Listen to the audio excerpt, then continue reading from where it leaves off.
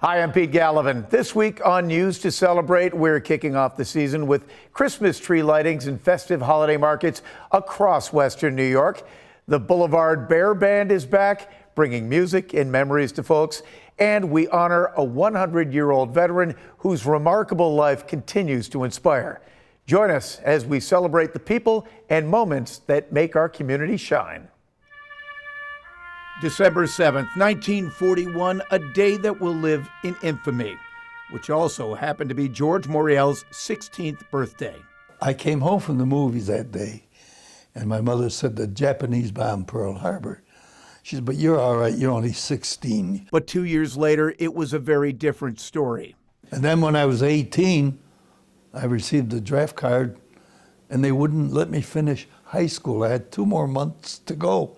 And away he went, ultimately being sent to Glasgow, Scotland, en route to Bastogne and the Battle of the Bulge. They told me, you had to do this, you got to do that. Didn't give too much time to concentrate to realize what I was getting into. And on his 19th birthday, George and his 83rd Infantry Unit of the 3rd Army were committed to battle. We were marching toward the front lines, and I saw men in my division. The lieutenant, I knew him real well, and he had bleeding from his side. And he said to me, George, get rid of your backpack, get rid of everything but your rifle, your canteen, and your ammunition.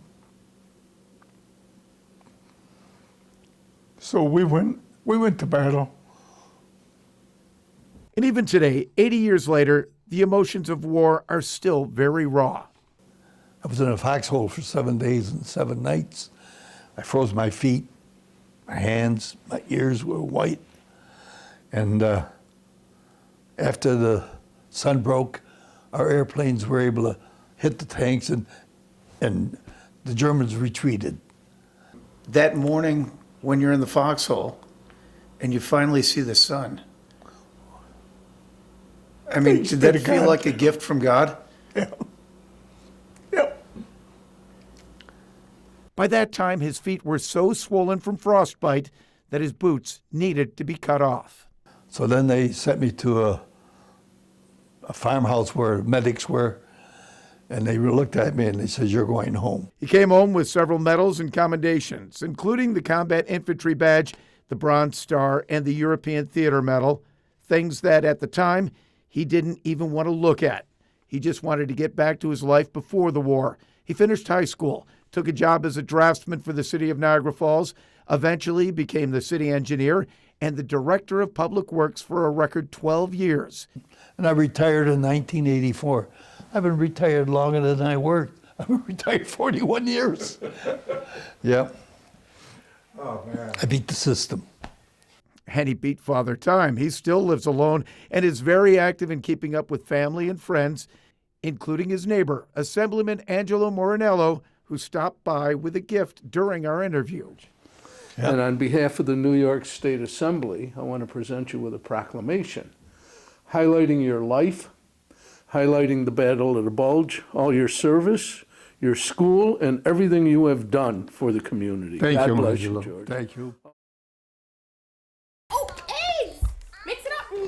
The Mastrangelos are ready for Christmas as they pay it forward. Mom, Dad, Tino, and Gigi are busy collecting toys for Oshai Children's Hospital. For them to save his life and him to be so healthy, you would never know walking out of it, how serious he was in a medically induced coma and on a ventilator. And I know, buddy. So for him to be, thriving and doing so well, we wanted to get back to a place, and what better way to do it for the kids because they saved our kid's life. When Tino was just 2 months old, he got very sick with RSV and ended up in the PICU for 12 days. It became our second home. Everyone there became our family. We knew everything about them. They knew everything about us. They had the idea last year to start the toy drive with friends and family donating. This year, we're taking it up a notch. We partnered with about 20 local small businesses that are all helping us promote this and collect toys, and we're just expecting hundreds of toys this year. And those toys will soon bring joy to children spending Christmas in the hospital. it was life-changing for us. When we were in Oshai, we didn't leave our son's side. We were there every day. And just to think about being there during the holiday season, and we got some gifts, and it helped us smile. And in a time when you can't do anything but be there. I couldn't imagine having to spend holidays in the hospital. So if we can do something to give back to the people and the place that really saved his life, and put a smile on one kid's face, being in there is really crappy. So it makes it all worth it for us. Here at the Amherst Senior Center, dance classes are a staple, and you can take a class from a former Rockette, a woman who made appearances on The Ed Sullivan Show, and Morgan Freeman's dance partner. Good. Jean Widlicka, or Mean Jean, as she's lovingly called by her students, has been teaching dance for decades and at the Senior Center for over 25 years. At 87 years old, she's known for her strict teaching style.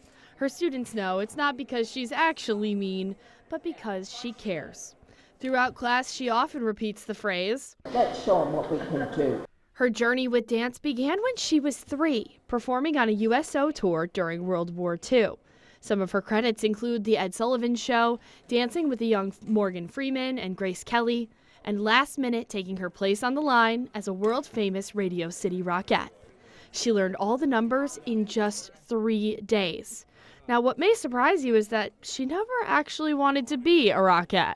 You were always rehearsing, always performing. If you wanted to do something else, it was almost impossible because you were there all day. So, I mean, the thing is, and you look at those Rockettes, and I'm thinking, does anybody know they're in like a bathing suit, next to nothing? You have to look beautiful. They're freezing to death. Give them a coat.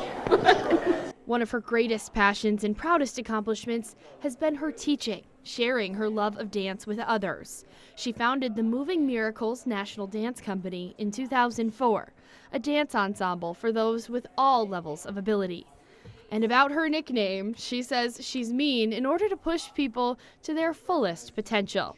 Today, the town of Amherst awarded her a proclamation for her work with helping others in the Amherst community. And while Mean Jean may be strict, she loves to encourage, and her biggest encouragement is never stop moving. On your side at the Amherst Senior Center, Natalie Foss, Channel 2 News. And today, dozens of local vendors came together for a holiday market at the Larkin at Exchange Building. There you could find all sorts of holiday-themed decorations and gifts. Organizers say they've been holding this market for over a decade, and it's a great way to bring holiday shopping to people working in the Larkinville neighborhood. There's everything from honey and cookies to lots of Bill's merchandise. There's some art, there's herbs, spice, there's everything. Coming up on Saturday, December 13th, there will be a holiday stroll through Larkinville neighborhood from 11 to 3 with more vendors. And the Lumber City Christmas Market continued today in North Tonawanda. The event features more than 75 local vendors offering everything from seasonal favorites and sweet treats to unique gifts and holiday decor. Organizers say it's a chance to experience the magic of the holidays, all while supporting local business. I like it because it's a variety and different things where, like, if you went to the mall, it's the same old, but here there's just so many different things you could buy. And the Lumber City Christmas Market continues each and every day at the Greenhouse Event Center. It's going to be open 10 to 2 until December 20th. East Aurora is starting to look more like Whoville. That's because Grinchmas is back for the 3rd year in a row. Local collector David Howes is once again displaying his original props and memorabilia from Jim Carrey's How the Grinch Stole Christmas in the windows at Vidler's 5 and Dime. You can stop by throughout the month of December to see the displays, and this Saturday, weather permitting, the Grinch's sleigh will be right behind the store. Vidler says it also has some props from the Bill's Christmas movie on display for you to see.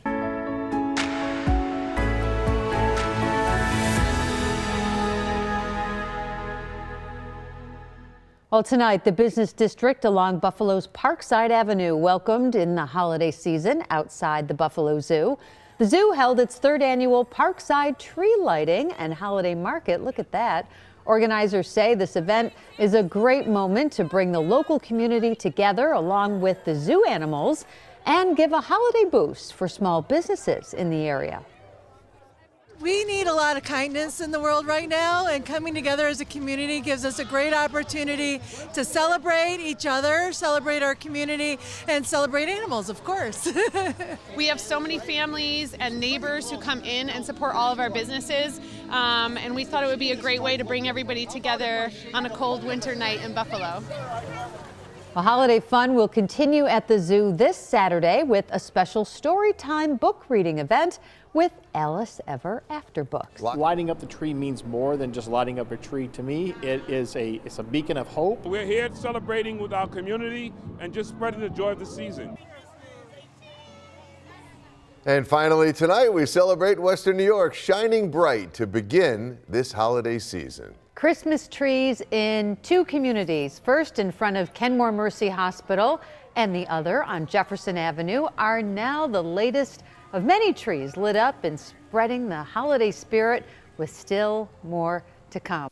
We're going to meet a couple friends here. We're going to meet a human second, but first, a chameleon named Raph.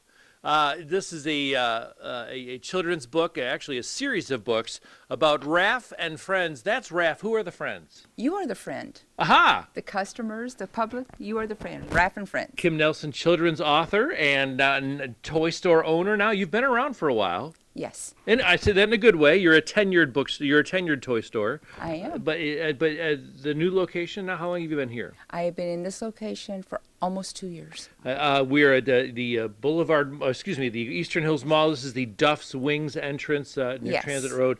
How's it going? It's doing better and better every month. Good for you. I love the locally owned toys. There's nothing like walking into a locally owned toy store and you could talk to the owner. Yes. People come in with questions. A lot of people come in with questions, looking for ideas for grandkids, their children, relatives, and I try to assist and help. If they want it, sure. What's the advantage of buying from you, or what's of buying local? You get to know the product, you get to see the product, and you get to. If you don't understand a game, I will show you how to play the game before, so you understand. It's nice to see. It's exciting. It's nice to see the classics are still around, though. They are, very much so. Yeah, it's like walking back through my childhood, seeing like the board games and just a big giant truck section, and it's awesome. Yes, our brooder trucks. What are people gravitating towards any particular thing nowadays? A lot of the things that are big right now are the brooder trucks, puzzles, games. It's winter season in Buffalo. Mm-hmm. They're indoors. Calico critters, magnetiles. A lot of new babies in this area, so we have a baby section. We have the Briar horses. People love the science, and yeah. What's the favorite part of your job? Meeting everyone. Mm-hmm. What's the website? www.raffandfriends.com. So come meet Kim and Raph and maybe new friends as well. On your side, on the Transit Road entrance of Eastern Hills Mall, I'm Kevin O'Neill, Channel 2 News. Students, teachers, and staff can hit the ice for free this season. Today, the district received 46,000 tickets to Canalside, donated by the Rich Entertainment Group and Highmark. The tickets, worth more than $500,000, will be distributed across BPS schools and can be used during public skating hours at Canalside.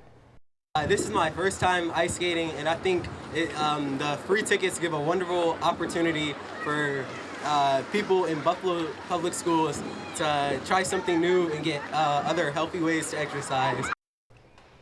And the ice will be open through the end of February. And students from Lakeshore Middle School are doing their part to make sure that their neighbors don't go hungry this winter. Dozens of students arrived at Feed More Buffalo's warehouse this afternoon with a bus load of food donations to drop off. And most of it was mac and cheese. They are touring our warehouse so they can see firsthand the impact of their donation and what happens to their donation after it gets delivered to our warehouse. Everyone should give back to the community, and it's really nice when people all get together and help people get a great dinner for the holidays. After the students unloaded all of their donations, they also made holiday cards by hand for the people who will be receiving them. Meanwhile, down in the southern tier, the Salamanca School Transportation Department is partnering with Connecting Communities in Action to support local families. The 5th annual Fill the Bus campaign kicks off next Saturday. They'll be parked at the Save-A-Lot on Church Street, collecting donations from 10 to 1. Everything that's collected will be used to stock the CCA food pantry. Organizers say every contribution makes a difference.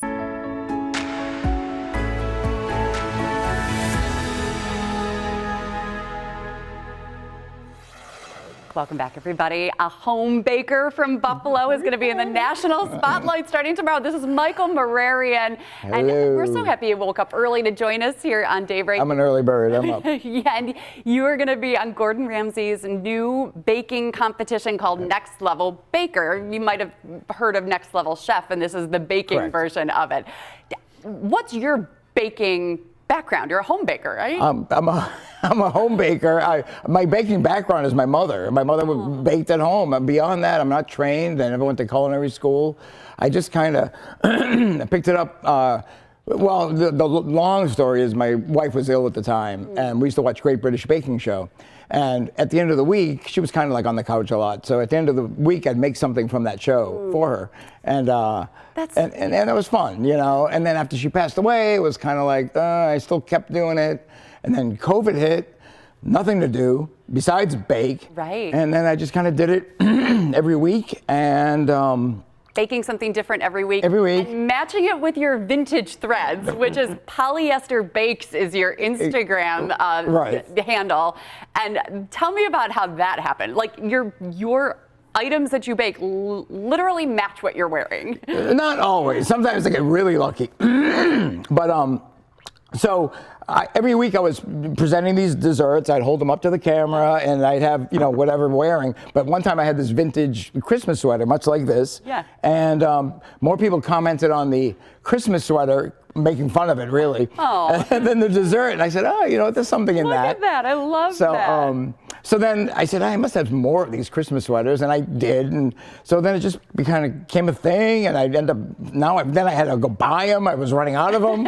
So now it's like this whole monster that's just, you know, snowballing. Yeah. And then it just became Polyester Bakes. I love that. And so how did you end up getting on to Gordon Ramsay's show? Explain the show and how it works, and how did you get on it? So they contacted me. A casting agent found my Instagram. She goes, "Oh, I'm a big follower. I've been following it for a while. I got a kick out of it. I want to submit you to Gordon Ramsay's new show." Oh. So of course I was like, "Yeah," you know, I didn't know anything about it. And it turns out, if you know Next Level Chef, it's 3 kitchens. It's a cross section of 3 kitchens, almost like the old, what is it called, Center Square? What's that? Oh yeah, Hollywood Squares. Hollywood Squares. Yeah. It's kind of set up like that. So you see the bottom is like a kind of a junky kitchen, almost like a Mad Max kitchen where things aren't working. Exactly. And then the middle kitchen's like a restaurant kitchen, and the top kitchen is like a Michelin star with Paco Jets and, you know, laminators. So you kind of, it's a draw, and you wind up in whatever kitchen you wind up in. Oh. And then they have a platform of ingredients that goes down each kitchen. So if you're at the bottom kitchen, everything's already picked over. You got to grab whatever you grab and say a prayer and hopefully make something out of it, and it works. And so it's 3 episodes in this competition. I don't know if you're allowed to say, but are people kicked off on the first episode, or does everyone stay through to the end? Somebody is taken off every challenge. Oh, okay. So I think there's 12 contestants. I think there's maybe 8 challenges. So there might be a few on each. Oh, wow. Okay. And the winner gets $25,000. That's amazing.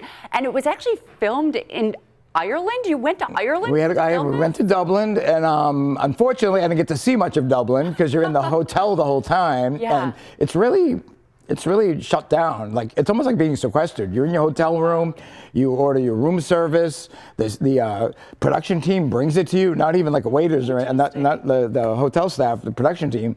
And you kind of just go from the hotel to the studio, which is outside of Dublin. It's in Wicklow. Okay. And it's an amazing studio, and just got to go back and forth. What was Gordon Ramsay like? Was he mean? No, no, I know.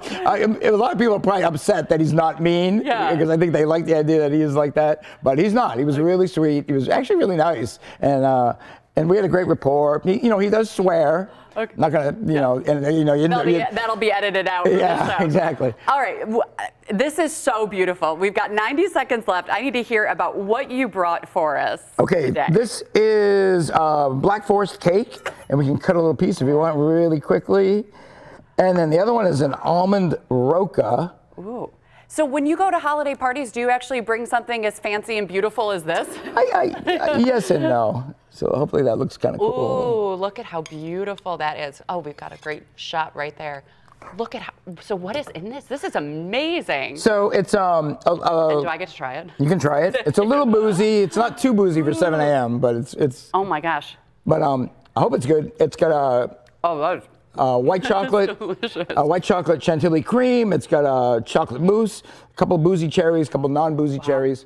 So. And what is this? And that's an almond roca. And that's super easy to make. It's basically almond roca. Okay. It's 2 cups of sugar, light brown sugar. Just watch those. Those can be crown pullers. Oh, that's really good. Yeah, that's really good. And that's easy to make. It's basically light brown sugar, butter, cook them down. You got to measure what do you call it? Thermometer to about 280, 290. Take it off. That seems scary to me. Yeah. Having to actually get the thermometer just right for that. Well, they also have gun thermometers too. You don't have to touch anything. You can just kind of aim it. Is there anything that you've tried to bake that you haven't been able to perfect? Wow, let me think. Wow, there's this crazy, I forget what it's called. It's this the cake that's designed different layers, and you fold it certain ways, and when you cut it, it's almost like it's really graphic. Yeah. And I can't remember the name of it. Your stuff is absolutely beautiful. Again, if you haven't seen Michael Mararian's page, it's Polyester Bakes. It's delicious and it's beautiful, and I just love how it goes with what you're wearing. Yeah, it's fun. People get a kick out of it. Downtown Buffalo is getting in the holiday spirit with a holiday market that features small businesses. And the star of the show is the Boulevard Bear Band, which is attracting visitors from across Western New York. The animatronic bears are back at Seneca 1. But this year, they're operational. Engineers spent the last 2 years refurbishing these bears, bringing them back to their original glory. Many Western New Yorkers may be familiar with these dancing bears as they welcome shoppers at the Boulevard Mall for decades. The Seneca 1 Director of Events and Business Development says when they first brought the bears back in 2023, they didn't move. He says it was an extensive process to fix them. When they were first here, they were a little ratty looking. They had some ugly outfits, some not so pretty wigs. So, I mean, the display company, we reached out to Anton, our good friend, and they said we could clean them up. So they got new fur, they got brand new outfits. And then our Seneca 1 engineers, led by Dan Hayden, have been working on the hydraulics the last 4 or 5 days here. And the fact that they're working and finally moving in our lobby, let me tell you something, people were coming down the escalators and just to see them, and it was a really, really cool reaction seeing them move for the first time. Neighboring businesses say they're hoping to see more foot traffic this month as people come visit the Seneca 1 building to see the bears. The Boulevard Bears will be here throughout the holiday season. On your side in downtown Buffalo, Chelsea Swift, Channel 2 News. That's all for this edition of News to Celebrate, and we hope these stories of community, tradition, and resilience brighten your week. Thanks for joining us. We'll see you next time.